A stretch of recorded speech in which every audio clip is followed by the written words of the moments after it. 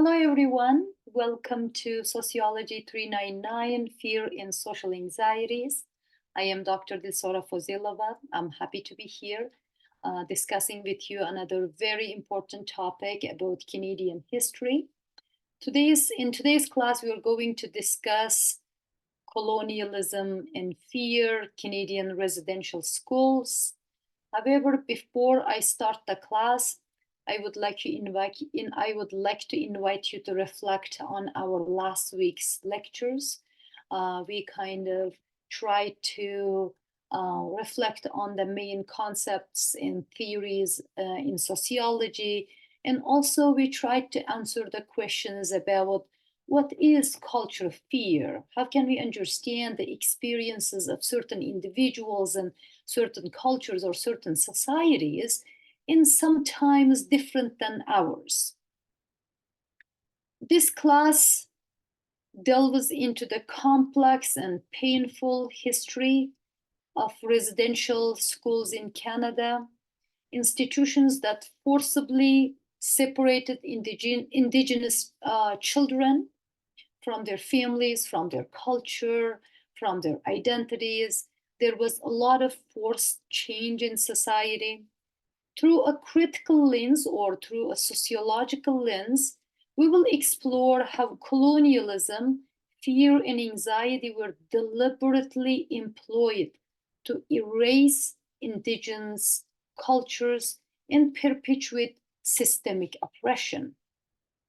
We are going to examine the historical context, the experiences of survivors, and the ongoing intergenerational impacts on Indigenous communities. By confronting this dark chapter in Canadian history, we aim to foster a deeper understanding of residential schools and the strength and resilience of Indigenous peoples, and to consider the ongoing efforts towards reconciliation, healing, and finding justice for those experienced incredible pains in society. In this class, you and we will prioritize respectful dialogue, empathy, and commitment to understanding the ongoing efforts of colonialism, ongoing legacies of colonialism, and the struggles Indigenous communities toward self-determination and cultural revitalization. I am going to share my PowerPoint to continue our discussion.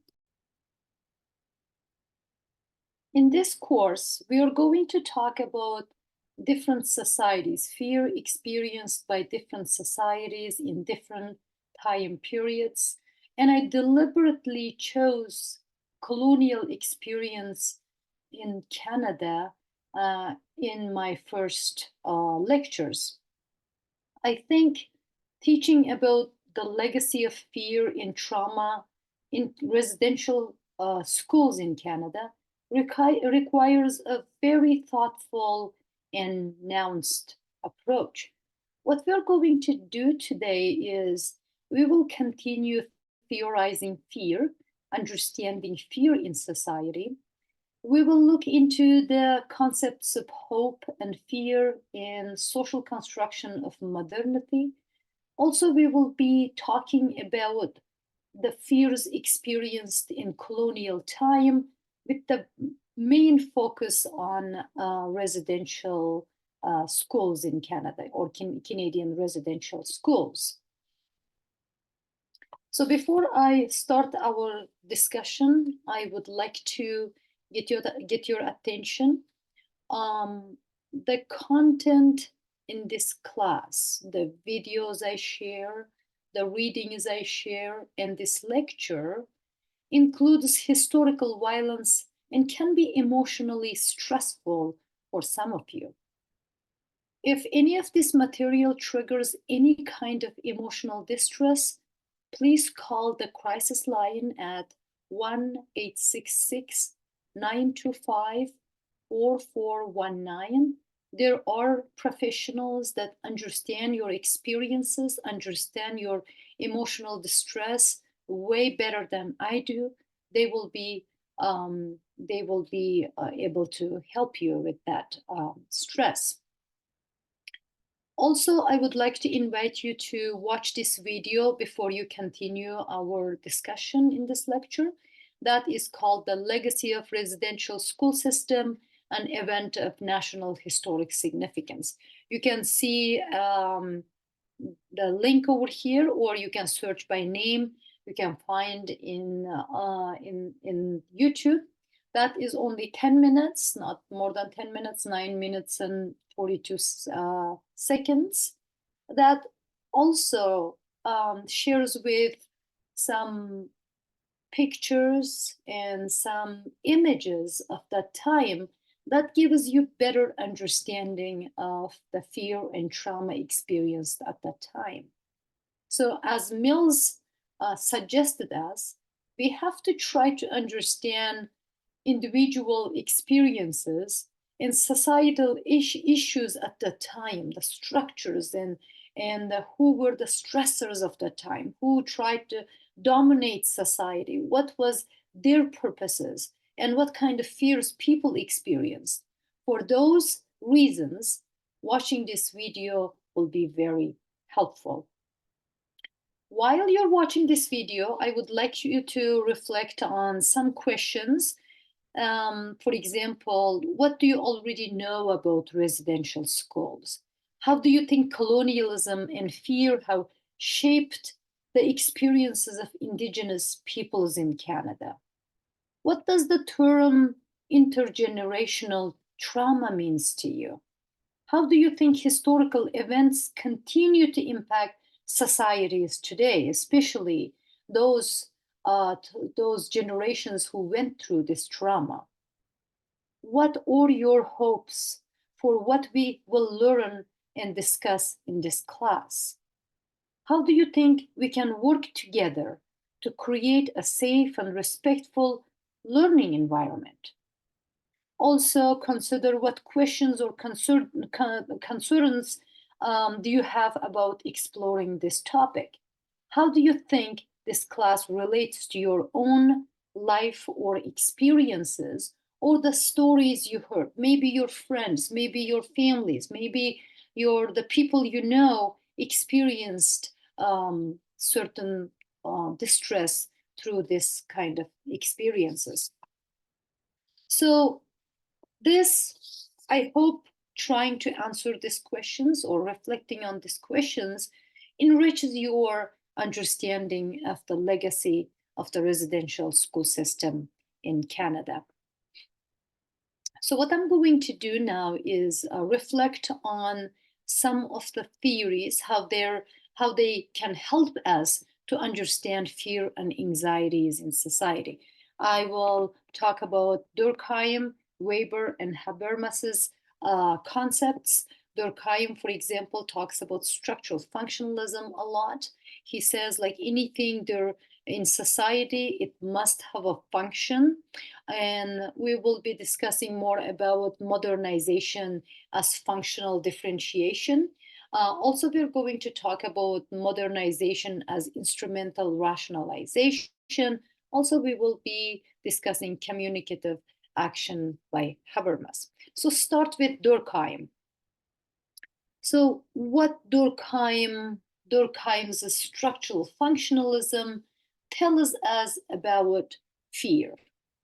So as I just mentioned, that Durkheim says, is there anything in society, either it is crime, either it is solidarity, or any other kind of experience, including fear, it must have some kind of function in society. So we have to try to understand what is the function of fear in the society where colonialism was taking place. What was traditional social structures and how changes was happening in society, and what kind of fears and anxieties that brought to society. Usually changes come with a lot of stress, anxieties from uncertainty. So what kind of distress the indigenous people were experiencing at that time because of the changing traditional social structures, what their lives look like before Europeans came and this colonization started in Canada. And the emergence of various unfamiliar social structures or social institutions, what kind of stress that change put people through. Also, they were experiencing fear from disruptions or uncertainties caused by social change, the breakdown of traditional norms and values. We will see in this lecture that deliberately culture was, there was deliberate erosion of culture, language, and then people were separated from their families, and then family ties or social ties were disrupted in society. The sense of disorientation or alienation was experienced for adults and children, because adults were moms and dads were separated from their children, and children were separated from their parents. That itself is a tremendous amount of stress for families. There were challenges of adapting new social norms and dynamics. So Durkheim's structural functionalism tells us how fear was created in society at that time, what kind of functions it played in society. The second concept is Weber's modernization as instrumental rationalization. As you may know, Weber writes about modernization and the change in the work system. People were, people were now working in manufacturers. They were working in the offices. Everything was around efficiency, profitability, and calculability at work. They were the main dominant principles. For example, for manufacturing companies,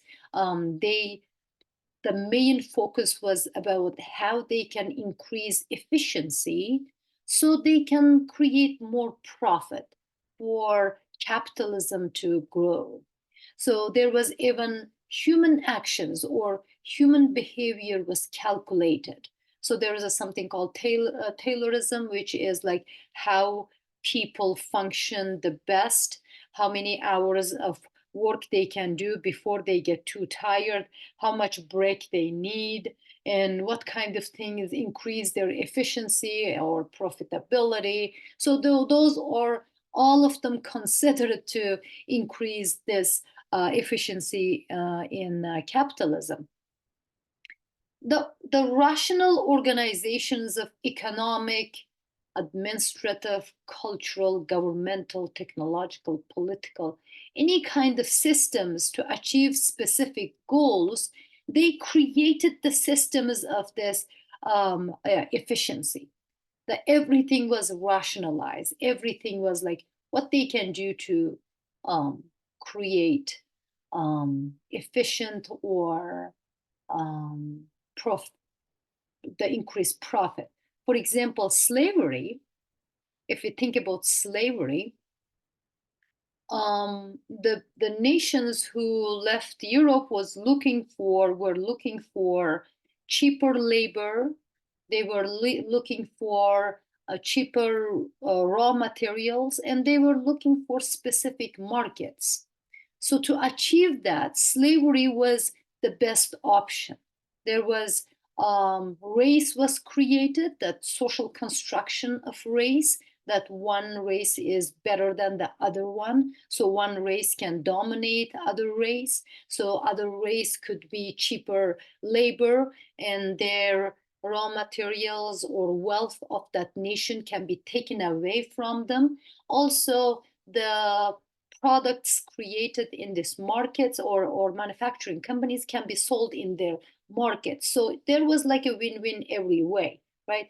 That was done by rationalization of race. So when it comes to indigenous societies, there was also that same kind of rationalization was going on. There was rationality of what they are doing. This culture wasn't good enough, or this was barbarian. They didn't know how to take care of themselves. They didn't have a good governance in society, or their children weren't being educated enough. The best education was colonial education, or best kind of life was the colonial way of living. So rationalization created in indigenous societies too. Weber helps us to understand those processes.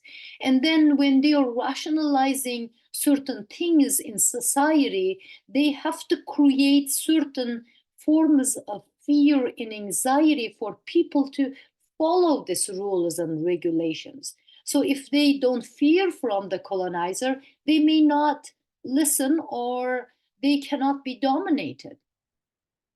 So instrumental rationalization then contributed to social fear by emphasizing control over humans or human activities. It arises from the perceived loss of autonomy and individuality as well. People are watching what's going on in society. They were being dominated by other nation, and they see themselves as they cannot do anything about their situation. Their autonomy is lost, and their culture is lost. Their control of their own lives have been lost. The erosion of traditional forms of social solidarity, how they experience their culture, how they experience their traditions, how they experience their society, their people, also was lost, and that led to feelings of isolation and insecurity in society. And then the Habermas's communicative action, the concept of communicative action helps us to understand the importance of communication or communicative rationality in mutual understanding in shaping societal interactions and collective decision making. So if the society is regulated by other people and there is no dialogue and discourse is being created by other people, for example, I think a lot about my own country in Uzbekistan, that discourse was created that people were, their culture was bad, they were barbarian, they were illiterate, their lives were bad, so their religion was bad. That kind of discourse was created, and people believed in them. History was created by other people. In the case of indigenous people, the same kind of experience was happening. Same kind of stories were being shared. Like they even didn't recognize indigenous people living in Canada. If the new land did not have any people, it was easier to rationalize starting a government there or starting a society there. So in some cases, that indigenous people were not, they were invisible. They were just out of reports. There were no people in Canadian land when Europeans arrived. Also, social fear arises when communicative processes become distorted or undermined. What does it mean? So communication between people themselves with their discourse and their lives, or between groups, is distorted. Fear can result from manipulation of public discourse by powerful people. So then the powerless people feel erosion of trust, they feel loss, they feel loss of autonomy, they feel they cannot do nothing about their lives and what's going on in these lives. People can experience fear of social fragmentation, disinformation. They can fear of all kinds of things, losses, and being separated from their families. And the communicative action opens another door to understand indigenous lives in colonial time. So before we move on to residential schools, I would like to reflect on the brief history of residential schools in Canada. So there was for a couple hundreds of years that the colonial domination was taking place in society. So the first Canadian residential schools started in 1930s. I think it was open 1931. Oh, there was one slide I went through. So the first residential school was opened in Saskatchewan, and it was operated by Catholic Church. It was 1931, and Catholic Church played a significant role because it was religion. That was main source of education or main thing for education in society. It also had its own culture to make indigenous children to adopt it. 1979, by 1979, there was a Canadian government passed the Indian Act, making these residential schools compulsory for indigenous children. That kind of rationalized what was going on in society. As we said earlier, that there is certain laws and regulations manipulated by dominant cultures or societies or dominant people that rationalized what was being done at that time. And the Indian Act was one of them. So residential schools expanded across Canada, and there was over 90 schools by, 19 schools by 1920s. Between 1880s and 1920s, it just expanded so much. In 1920s to 1940s, residential schools reached their peak. So it was the maximum time for peak time for residential schools. There was over 100 schools and 50,000 students were involved in residential schools. In 1940s and 60s, it was long time now, Canadian residential schools were functioning, and the indigenous people's understanding of what's happening in society was just clearing, and resistance was growing there. There was a lot of fires set in the schools. School students were running away from residential schools. Parents were fighting not to give their children to residential schools. So resistance was growing by 1960s. In 1950s and 60s, there was many reports of abuse, neglect, and poor conditions about the schools begin to surface, and it just required some sorts of reforms. The parents were aware of what is going on in residential schools, the experiences being revealed by the survivors of residential schools. Many children lost their lives by that time. It was incredibly painful experience by indigenous children by 1960s. At the time, 1969, the Canadian government announces plan to phase out residential schools and transfer control to indigenous communities. However, there was still some of the schools functioning in Canada. Many schools closed down, some of them stayed open, and the last residential school closes in Saskatchewan in 1996.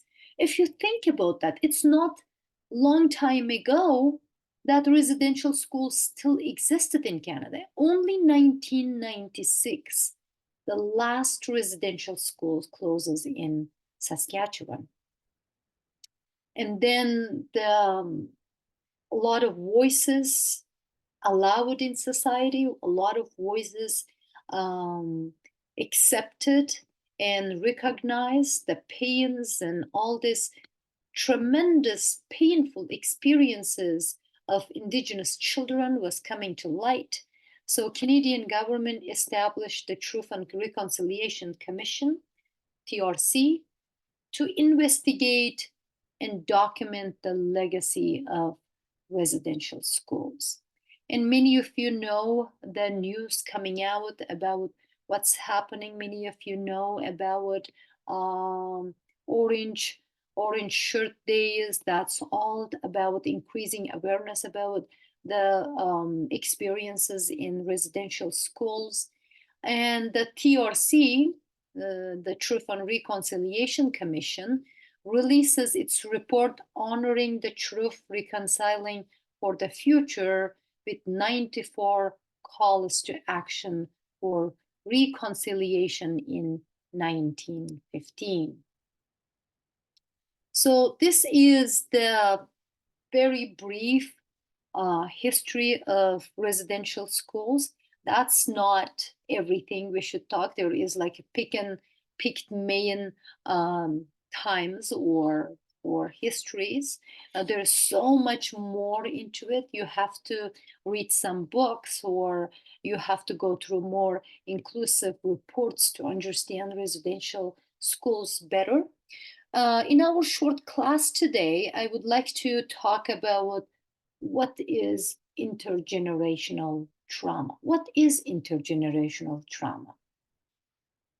There is a very good article. I just put the link over here if you like to take a look. This family is from Kelowna First Nations. You can read that. That's very important thing to study. The intergenerational trauma is the transmission of traumatic experiences and their effect from one generation to the next, often within families or communities. This concept is particularly relevant to Indigenous communities. Although we can see intergenerational trauma between other people or experienced other people, there is certainly way more relevancy for indigenous communities. They faced historical trauma of losing their children to residential schools and being away from their children, and they didn't know what was going on with their lives. And many of these people who are survivors of residential schools lived that traumatic experiences in their generations. Their children also were affected by their experiences. So there was forces of assimilation and cultural suppression in Canadian residential schools. The historical trauma experienced by Indigenous people were studied by many Indigenous scholars. One of them is Dr. Maria Yellow Horse Braveheart. She's a Lakota scholar and a social worker. She did extensive research on intergenerational trauma.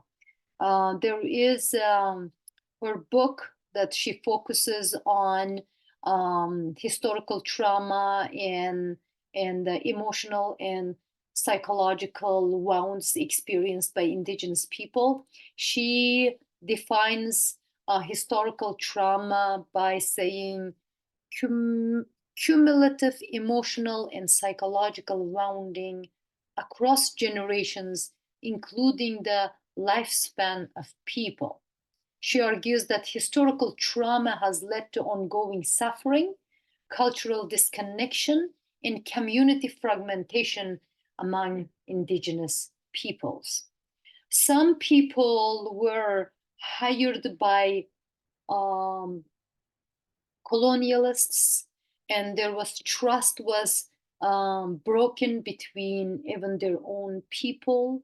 Children were taken away to residential schools. When they came back, sometimes there was stories of people or students came back from residential schools could not connect with their parents. There was different kind of experience they lived, and their culture, their connection was gone by the time they returned to their families. Another scholar, his name is Eduardo Duran, Dr. Eduardo Duran, focuses on the understanding the impact of historical trauma on individual and collective identity, cultural resilience, and community healing. His work, one of his books called Healing the Soul Wound, Trauma-Informed Care for Indigenous Communities. This trauma-informed care is such a important concept to understand or heal indigenous communities even today. He also addresses intergenerational trauma through cultural responsive and holistic healing practices. Just if you grab one of their books and if you can read through them, that will give you a lot of information about the stories of survivals of residential schools. You can connect better to their stories. You can understand better, and this just having this experience or understanding experience enriches your understanding of society in Canada in colonial time. So there are some of the concepts or some of the ideas shared between these two scholars. They both of them focus on the historical events and policies. For example, what kind of policies were there that allowed residential schools to come to become a structure, or what kind of policies allowed forced relocation of indigenous children, which caused tremendous trauma that has been passed down through generations. They also talk about intergenerational trauma affects not only individuals, but also communities in entire nations. Although some of the experiences are individual, you can say certain people went to residential schools and certain families experienced certain kind of trauma, not all of them, you may say, but this trauma affects the whole culture, or people belong to one culture, or people belong to one nation. Trauma is stored in family and community narratives or cultural practices, and individual memories will stay with them. That when they share these narratives or practices or memories, they are affected by them. So one may say, like, why do we move on and just try to make a better society today, so they are not traumatized? It's almost impossible to just forget and move on, because that lives in the psyche of people. It lives in their stories. It lives in their historical narratives or practices. The healing of this kind of thing requires acknowledging and addressing this trauma. It requires revitalizing cultural traditions, their language, and fostering community resilience. Here in UBC, I know amazing professors who work on revitalizing indigenous languages. One of them is Dr. Dr. Schreier.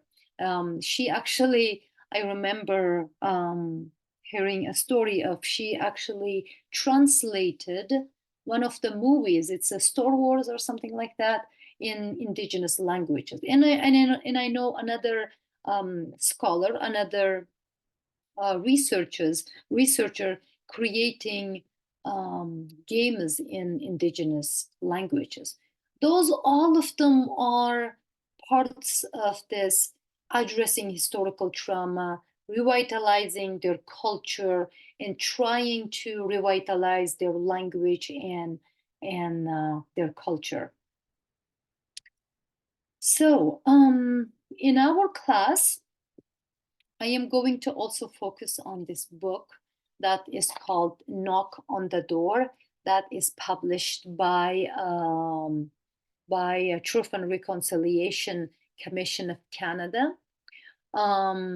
This book is very important. It tries to answer some of the questions about what do assimilation and integration entail, and what were the objectives of assimilationists, that colonialists. How is aggressive civilization defined? What is aggressive civilization? So one civilization or one group of people aggressively forcing other people to civilize, like they're not recognizing their civilization as civilization, but forcing their own on them, right?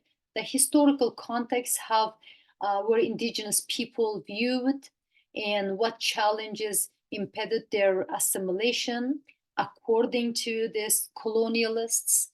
What was the purpose behind establishment of residential schools? What really was the purpose of them? How did fear play a role in governing indigenous populations during this era? These kind of questions we try to answer by going through this book. The great thing about this book, actually, you can find this book on Amazon.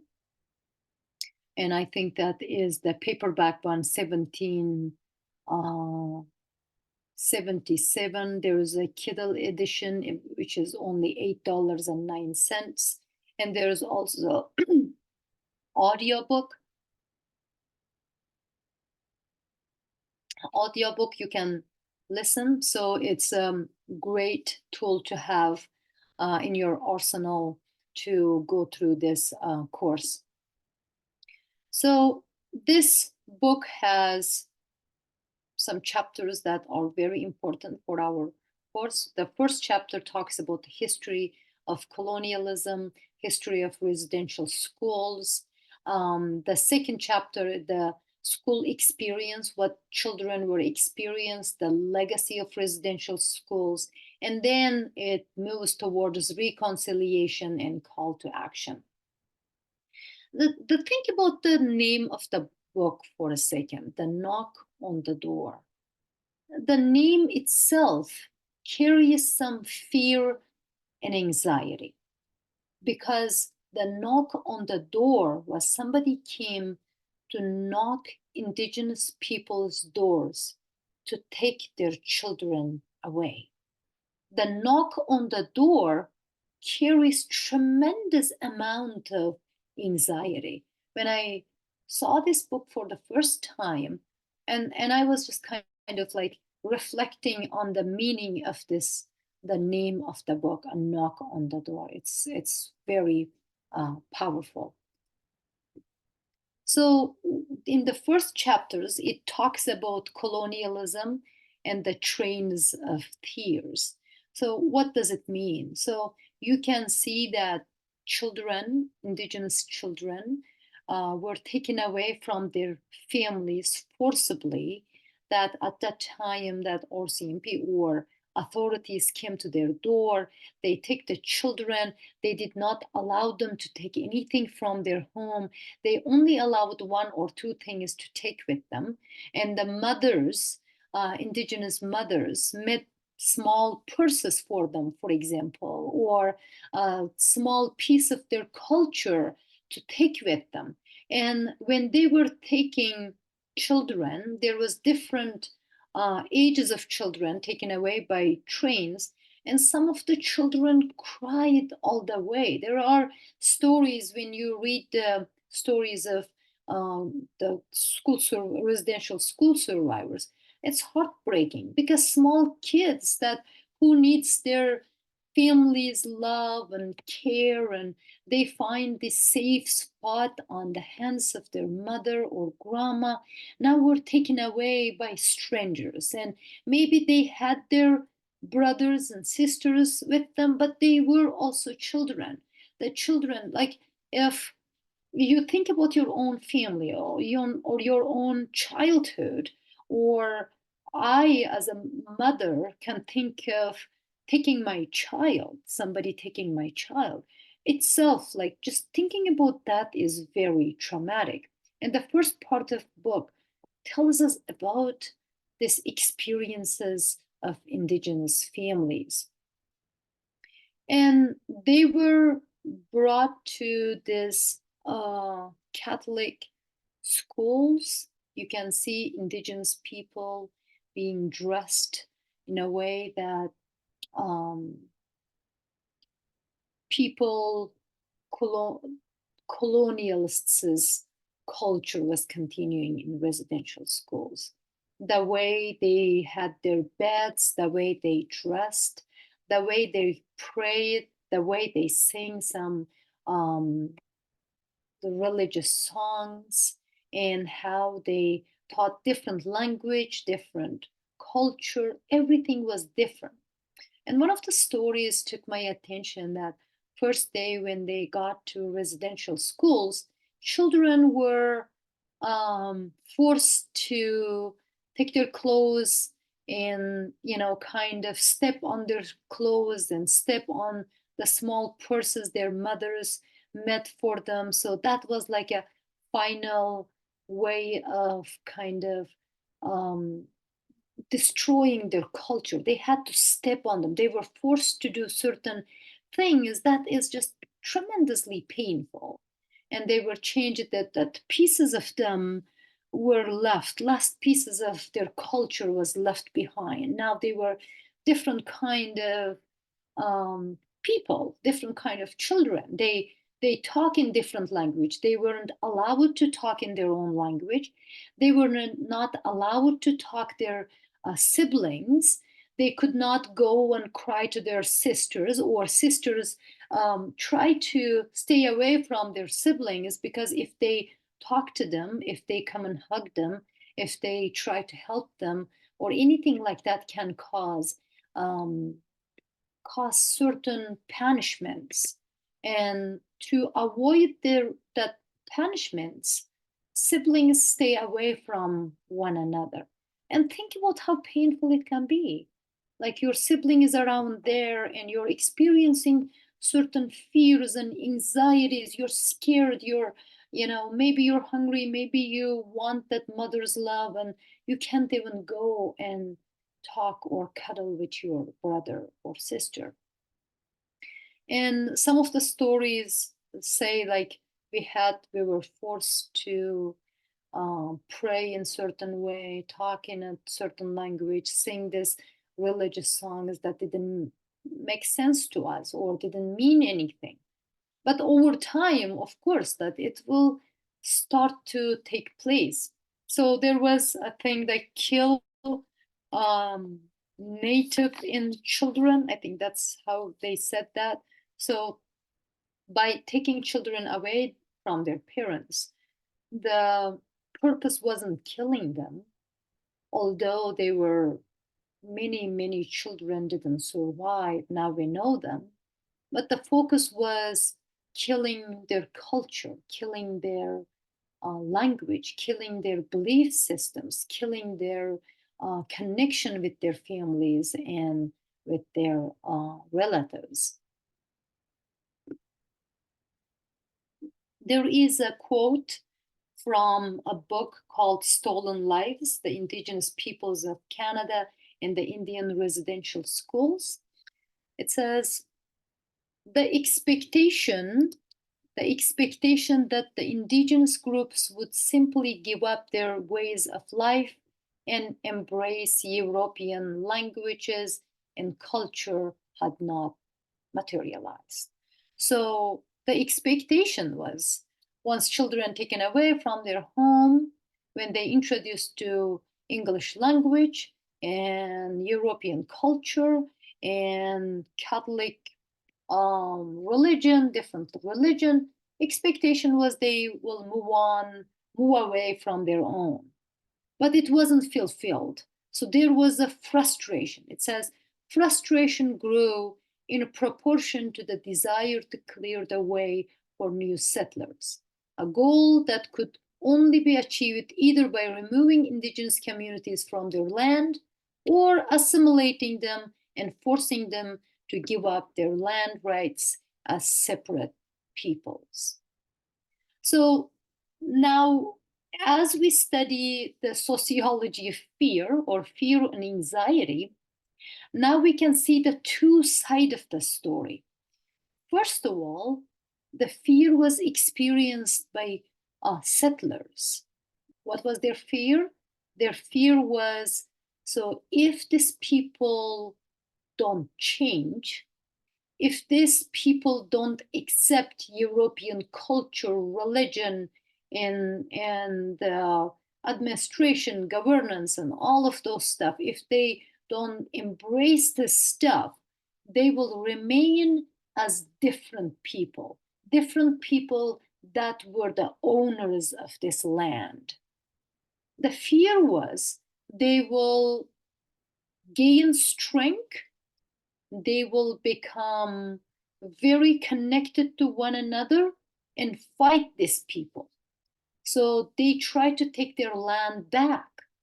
So that was a fear settlers experienced. So because they experienced that fear, they tried to do everything so these people are disconnected from their culture, from their people. So children grow up without their connection to their own people, without connection to their religion, belief systems, without connection to their culture. So that was the goal. So as we study fear and anxieties, now we can see that all this oppression is delivered, or oppression happened because of the fear experienced by settlers. And of course, what they did created a lot of fear for indigenous societies. However, we would like to see that fear of not being able to control this land was so strong, they did everything to overcome that. So also it says the educational experiment on or near the reserve was provided to be effective in encouraging children to give up their culture and traditional ways of life. The students said a government report did not carry back with them to their homes any desire to spread among their people the instruction which they have received. They are content as before to live in the same slovenly manners. The same apathy and indolence stamp their actions, as is apparent in the rest of the Indians. So expectation was these children changed, their belief systems changed, their culture changed, their understanding of lives changed. Now they are different people, they dress differently, they talk differently, they have a different language. Now the expectations were they will come back to their culture, they will come back to their people and spread this guidance how to live. But that didn't happen. So this is another part of that fear.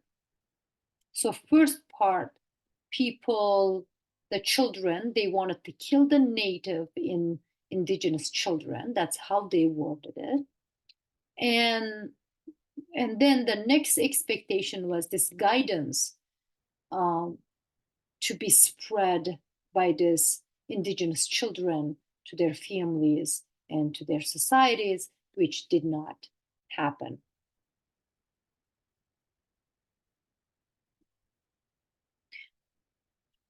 If we reflect on indigenous culture, also we need to remember here the theory of cultural relativism, which says that nobody should reflect or judge another culture without understanding from inside. So who are the best people to talk about culture or indigenous culture is indigenous people.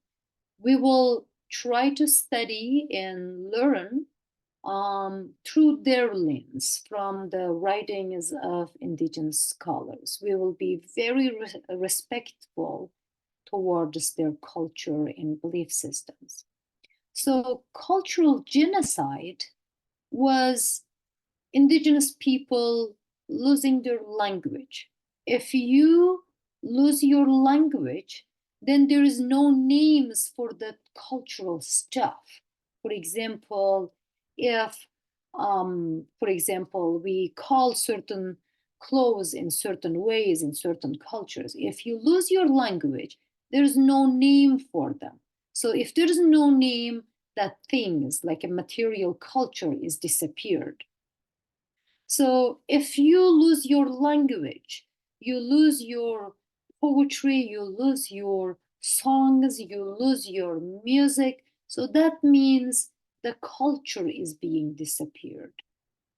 Also, they did not practice their language, or they were forced not to practice their traditional traditional practices and anything about tradition. They lost self-governance. Indigenous people have their own way of governance in society. They had their own way of justice system. They have different kinds of system that is not similar to settlers' culture and traditions. So Aboriginal or indigenous people, as I mentioned earlier, were stumped by this idea of that settlers saying killing the Indian in the child. So don't kill the child, but kill Indian in the child. So that means that killing their culture, killing their language, killing their belief systems, killing anything about their culture. So that Indian part or indigenous part should be killed inside every child. That is called aggressive civilization or cultural genocide. Silencing their language and culture was equal to silencing their world. They had to become different people. They had to talk in different language. They had to practice different traditions. They had to do the things that did not belong to them previously. That means that's disconnection from their not only culture, but their history. There's nothing about them exists anymore. That is cultural genocide. So another thing about residential schools, one of the survivors says that world dominated by fear, loneliness, and lack of affection. Nobody can love a child as their parents. That is just one of the truths about families. Although there's rules and regulations and teaching or feeding them, which feeding wasn't that great, we will talk about that in a bit. And there was for children, what they require the most is attention and love. Now they were taken away from their families, and now they were separated from their siblings. What they experienced was loneliness, fear, and lovelessness. So no affection in residential schools. There's another article. I just give you a link over here if you like to take a look. It's amazing article that called "The World Dominated by Fear, Loneliness, and Lack of Affection." Some of the stories from survivors given in this book, and I took them, that's direct quotes from the book. It says, "We went to bed fearful." There is so much more behind that. Why did they go to bed fearful? Fearful. There was sexual abuse in residential schools. There is certain things. The stories I read was heartbreaking. That there was a laundry room, and certain girls were sent to the laundry room to take care of laundry, and every time when they went there, there was sexual assault. And over time, that you know um, the children who were in schools, they became like little mafias. It was the way of kind of doing the same thing by indigenous children. That was about um, how can I say? That was about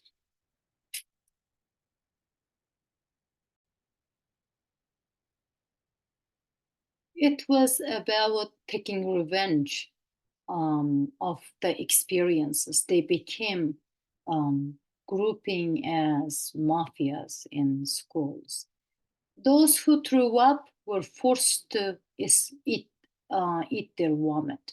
So there is stories. I just brought this very disturbing parts of it. There were schools provided uh, with a very small amount of food. The funds given to residential schools were not good enough. They were very little. But on top of it, the staff or teachers or instructors in schools took the best part of the food, and then very little was given towards or given to kids. So the food was not tasteful, it wasn't good, it wasn't clean, or it wasn't the quality of the food wasn't great, and children were forced to eat them. In this story that says the girls who throw up, they're forced to eat their vomit, that's terrible. And like, honestly, this is just unbelievable experience if that happened. I'm not saying I am not doubting that this happened, but it's just incredibly hard to think about that.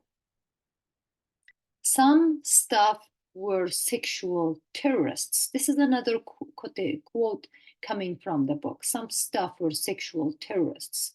So they just continually sexually abused students in residential schools. Another quote: violent student gangs were forming in schools. As I just mentioned, um, the school indigenous children, when they were growing up, they were growing up in this kind of situation where not good enough food, or they weren't being treated well, and they are always like violently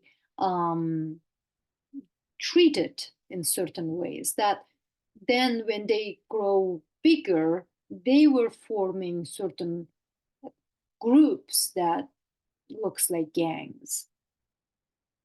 And the runaways called triumphs. So there was bad name if students run away from school. And there is another quote that tells us about how, in some cases, how effective the purposes of residential schools were. Like, I hated being Indian, I hated my language, I hated my parents. So this kind of feeling was encouraged in residential schools. They didn't want it to be Indian. Maybe they hated their language and hated their culture, hated their parents. As someone from Central Asia that was colonialized by the Soviet Union or Russia, I actually understand a little bit how this feels. People spoke in Russian and they didn't speak their own language, that somehow their own language wasn't good enough, that Russian was way better. Or still in society, you can see some people giving their children to Russian schools. That is just part of colonial governance. So now we can see in last few years, we are learning more about the experiences in residential schools, that many Indigenous children lost their lives, and the Canadian government is issuing new laws and regulations to figure out what really happened. And we are there to learn the history better and reflect on the history now. The space of death is crucial to the creation of meaning and consciousness. Nowhere more than in societies where torture is endemic and where the culture of terror flourishes. We may think of space of death as a threshold. That is from the knock on the door as well. So now we can see that there are certain objects of fear we can analyze and reflect when it comes to residential schools. What was the objects of fear? Number one, I would say that losing their parents or parents losing their children was one of the objects of fear. Also, on top of that, losing their parents, losing their culture, losing everything, connections, losing their home, losing everything what they had is one of the biggest ones. But there were more. For example, the buildings were unsafe. There was fire hazard, bad ventilation, and many times in many schools, residential schools, tuberculosis flourished. Many children were affected by tuberculosis, lost their lives to that infections, and there was inadequate sanitation. The food was not great, that cleanness wasn't there, and all different kinds of diseases spread not only because of ventilation, but also there was not good sanitation in residential schools. Inadequate healthcare, and there was high rate of death in residential schools. There was physical, emotional, verbal, sexual abuses, and food was not great. There was not only it wasn't tasteful or good food, it was also unsafe. Children got sick by eating that food.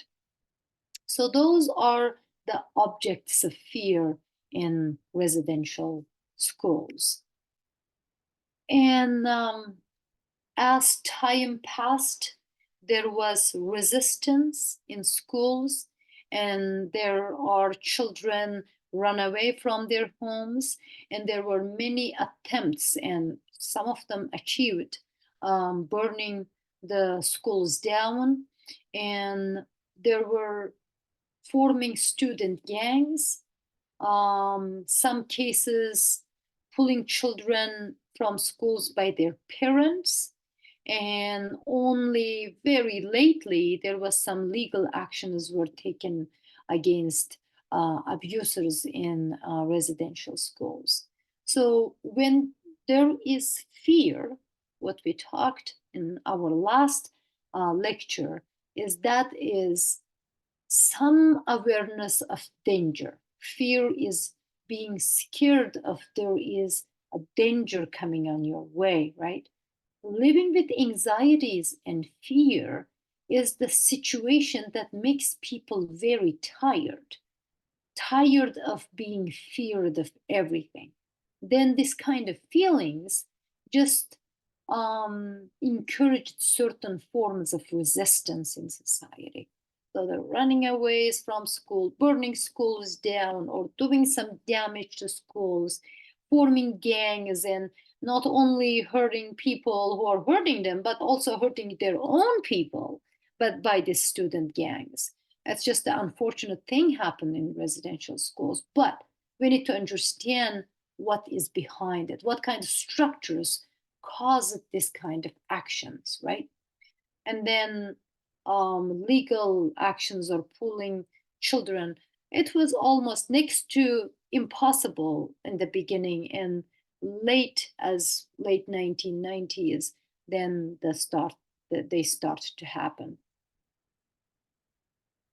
So if we track structural and social issues, we can think of Europeans moving towards North America, and that is one of the biggest steps taken towards this colonialism.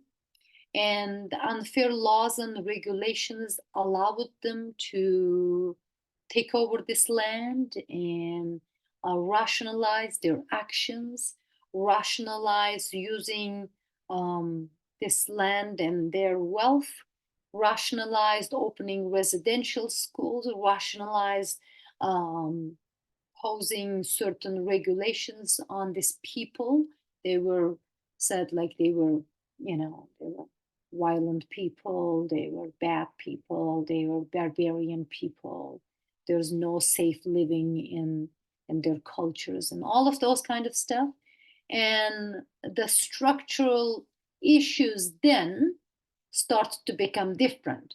Then children were taken away, laws and regulations allowed them to do that, and then they were living in the unsafe buildings. There was many kind of hazards in these buildings, and inadequate sanitation, healthcare, all different kinds of abuses and unsafe living and food.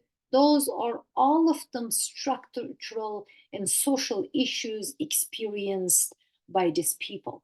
Now we are kind of trying to connect C. Wright Mills's sociological imagination with what indigenous children experienced in residential schools.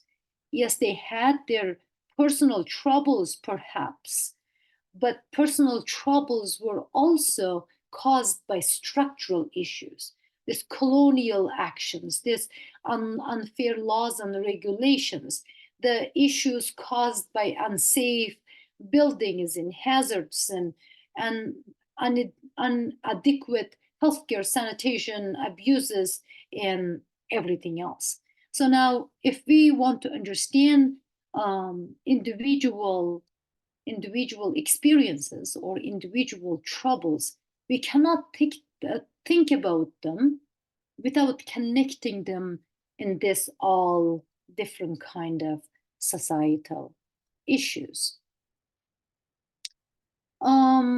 Also, there can be you can think of something in this topic about your annotative bibliography or final research paper. You can use structural functionalist or symbolic interactionalist view framework or both to analyze the fears experienced by the Native children or Indigenous children in the residential schools of Canada. So also, I mentioned that when we think about fear in society, we also have to think about fear being a sociological phenomenon. So the object, there was a fear from the other for settlers, fear from indigenous communities that they will never be able to break their culture, break their traditions. So one day they might come back and fight against them. One day the settlers are established in Canada. So that is the fear experienced by settlers. And there is a fear experienced by indigenous people. They didn't have the tools, they didn't have different kinds of weapons the settlers had. So being unfamiliar with the culture, being unfamiliar with the tools and weapons they used also caused certain forms of fear for indigenous people. So fear in society, if we want to summarize that, was caused by many things. Number one was fear from the other. Number two was fear from the structures and how society functions.